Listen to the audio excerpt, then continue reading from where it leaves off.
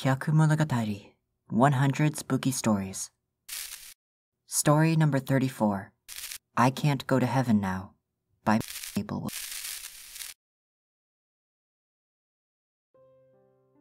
When I die, I will not see the kingdom of heaven.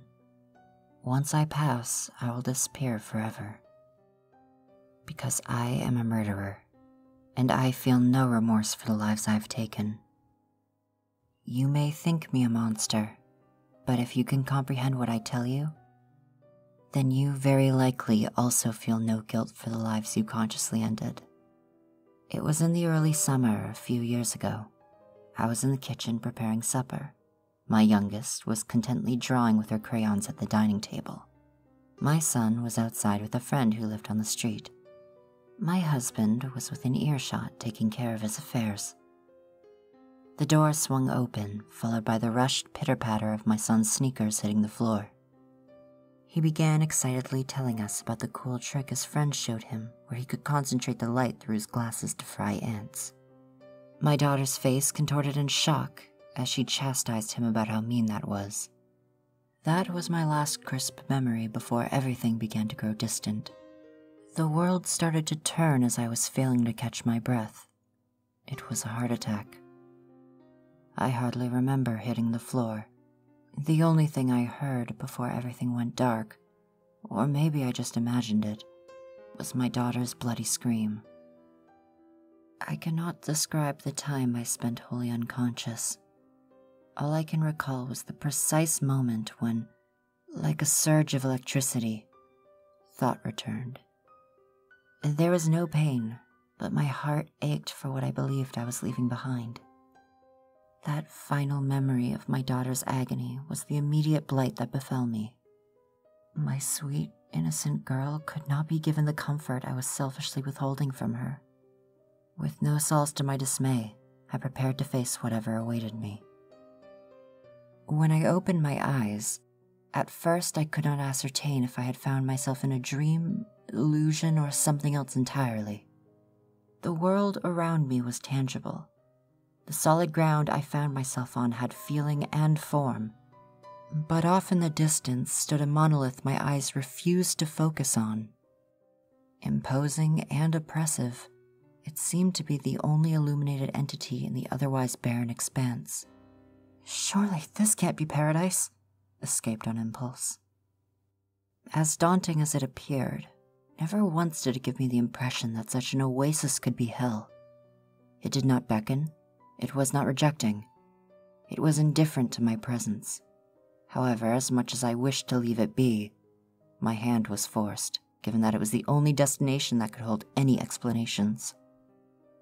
During my approach to the landmark, my perception never found improvement. Even once I was within mere inches of its exterior, I was no closer to understanding. The edifice felt inanimate, yet very much alive. It undulated and convulsed before me, its form and components indistinguishable.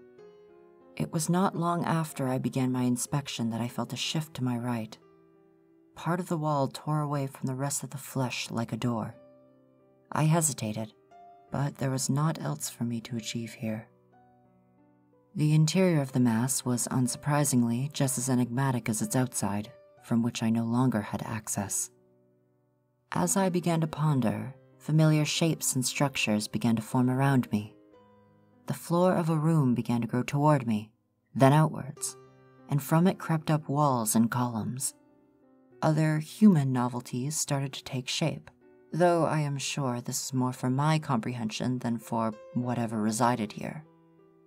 There was but one incongruity that remained clashing with the newly formed room.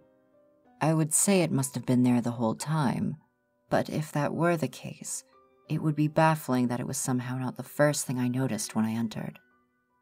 A figure that filled me with as much terror as it did awe hung over the enclosed area. I was unsure if I wished to hurriedly claw an escape back through the sealed wall, or run to it and embrace it. This I knew to be God. No words could find their way out as I gingerly neared the powerful being. It was breathtaking beyond summary. yet oddly more confounding than the writhing tower that contained us. The room, though once perceived as a relatively comfortable size, suddenly felt impossibly grand to fit the creature's infinite proportions. Its physique seemed to be comprised of carefully intricate geometry, or the vaguest of abstractions, I am unsure which. I was staring, bewildered, at everything that ever existed and all that would be. A neck, if I may call it that, materialized and found its way to my level until it was just over me. From it emerged 3 faces, one a man, one a woman, and one ambiguous. The silence between us felt as infinite as the being's form, as it looked down upon me. "Who are you?" I foolishly stammered. The silence lingered. "Am I in the right place?" "Your time is yet to come," it spoke.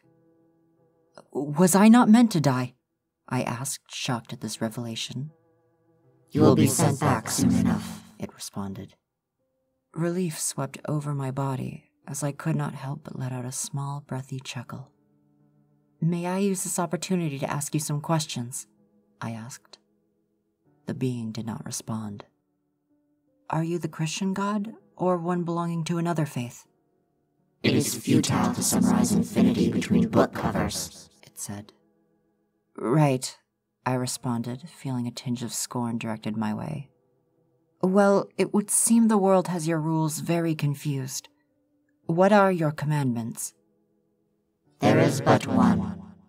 I unintentionally leaned forward to absorb its words. "Life is precious. Significant action must never meet insignificant reason," it said. I cocked my head to the side, confused by what I heard. "Could you please explain what you consider significant?" "The ending of life," it replied with a sense of exasperation. "Does hell await murderers?" I asked, seeking further information about this cosmic realm. "Only humans could conceive such a barbaric premise." "What should become of them, then?" "Oblivion," it said tersely. "Which is?" "Cessation to be." As content as I was with this knowledge, something deep within knew that something was amiss. Despite not being consigned to damnation, I never could have imagined the rendezvous with a supposedly all-loving God would be plagued by inexplicable tension. A haunting realization suddenly washed over me. Despite me dreading the answer, a necessity for closure overtook. Then, if such is the case, why are we alone here? By your rule, the only thing people are not permitted to do is kill, and most are not such killers. What is the meaning of this? The being retracted its neck slightly, as if to look down on me even more, in righteous fury or disgust. It growled. "You would be foolish to think so highly of your species." "What? Since when did God not love their creation?" "A moral God is an enemy to humanity." I recoiled in stunned silence. "What leads humanity to think that the infinite has interest in a comparably sorry species?" The infinite scolded. "The meager number of worthwhile humans will be plucked from the lot as desired." Do you not value us as unique individuals? Is life not precious by your own admission? "There are millions of you, and even one can cause more harm than good. Annihilation of individuals is inconsequential." My mind raced, attempting to consolidate everything presented. This could not be happening. All prior feelings of assurance had been stamped out by a horror unlike anything I had ever experienced. Even with the existence of a higher power, was there no hope for a fate besides this? Was this what existence would culminate to? A prison of which I would have no knowledge? Fruitless as it may be, I was willing to fight to push the immovable. I am unsure what you see as murder if you truly believe we are all guilty. Regardless, you should be aware of the instances that murder is necessary. Do you judge someone harshly for doing what they must to survive? To preserve their life or perhaps those of others?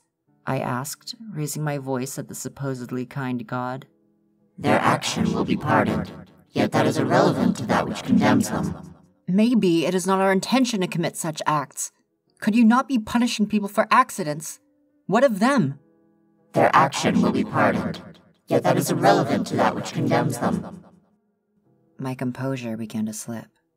If it were such an affliction, why do you not speak up and enlighten the world? If we knew you were real, if we knew what was sinful, we would properly request your forgiveness. Attempts at deception are not so clever, God interrupted. Self-interested atonement when lacking contrition for the misdeed, that is blasphemy.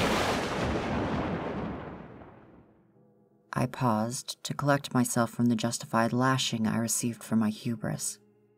There were no means remaining to carry a conversation with the frustrated misanthropist. It was a shame that such a vile creature with an unknown and seemingly arbitrary standard was the one to dictate the fate of humanity. For as much ire raged through what was left of me, I pitied God. I do not understand your expectations, but I sense your contempt for us is the result of great disappointment for our shortcomings. Would I be wrong? God did not reply, but its 3 faces seemed to fixate on my presence greater than before. I continued, however, I cannot reason that any could live a life by a margin that would condone them to accompany you in these halls.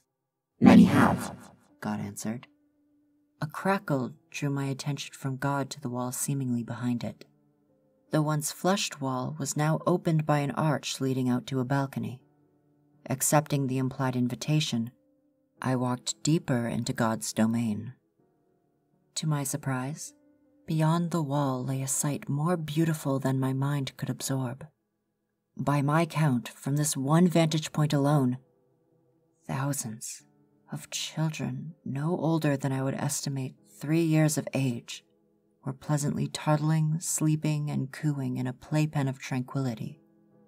Throughout the nursery floated orbs of soft light, which seemed to care and provide for any possible need.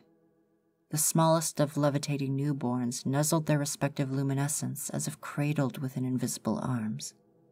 Infants pursued toys being suspended in the air by their angelic caretakers.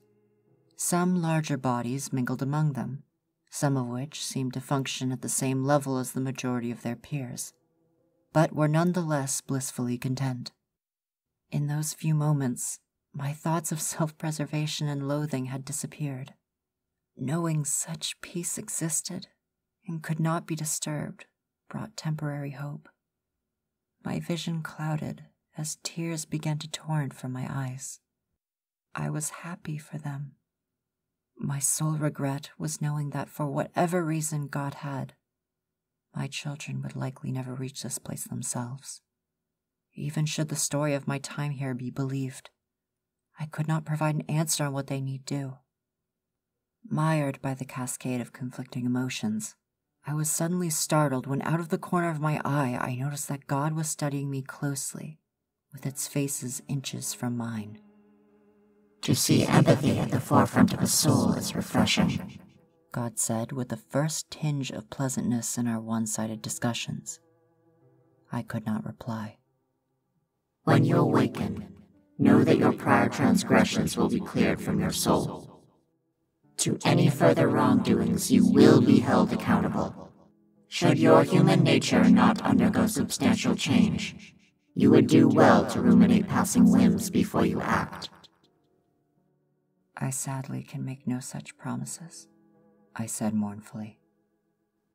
As expected, God replied, echoing a similar tone. With those final words, my vision blurred once more as I returned to a trance-like state. It was not long after that I found myself surrounded by the sanitized environment of a hospital room. Preoccupied with the reflection of all that had transpired, I failed to acknowledge the nurse by my side who was speaking to me. I wanted to say something to him, but what use was it? My revelation would be taken as lunatic ramblings caused by traumatic fluctuations in brain activity, or some other scientific excuse. Even if my soul is clear, the world was doomed. My family was doomed. I wanted to die. A few months after I returned home, I found myself in a similar spot to the day I met God. Unable to stand for lengthy periods, I took up setting the table while my husband completed our meal. As I placed what would be my son's utensils, a small beetle skittered at the head of his plate. I swiftly grabbed a napkin and took care of the matter, paying no mind to the small pop of its shell. My daughter, sitting next to me, bitterly asked, "Why did you squish the bug instead of putting it outside?" "It is all right, sweetheart. It had to be done. There are millions of them, and even one can cause more harm." I cut myself off as my eyes widened. "Are you all right?" my husband asked, noticing my worried expression. "Bathroom," I replied quickly. I rushed by and up the stairs, locking the bathroom door behind me. I leaned over the sink to regain my balance. "No, it cannot be," I reasoned to myself. "I could not have put it outside. It could easily find its path back in and cause an infestation. It had to be done for the sake of my family, not simply because it was a mild annoyance." My breath hastened as my mind whipped into a storm of fear and confusion. I slumped onto the floor, propping myself between the bath and the counter. "Am I sorry for what I did? Ridiculous. Surely it cannot be this. My life cannot be equal to that of an insect. It cannot be." I looked at the weapon within my tightened grasp. I opened the wrinkled white and green napkin. Inside were the remains of a small brown beetle. The shattered chitin was strewn about the once pristine tissue. Its yellow innards bled into the flawless white. Its little legs, once happily walking, now snapped and twisted. A significant action met insignificant reason. It knew stress. It knew helplessness. It knew it was going to die. All because I saw in it what God sees in me. When we die, we will not see the kingdom of heaven. Once we pass, we will disappear forever. Because we humans are murderers and feel no remorse for the lives we have taken. We could beg forgiveness, but that would be blasphemy.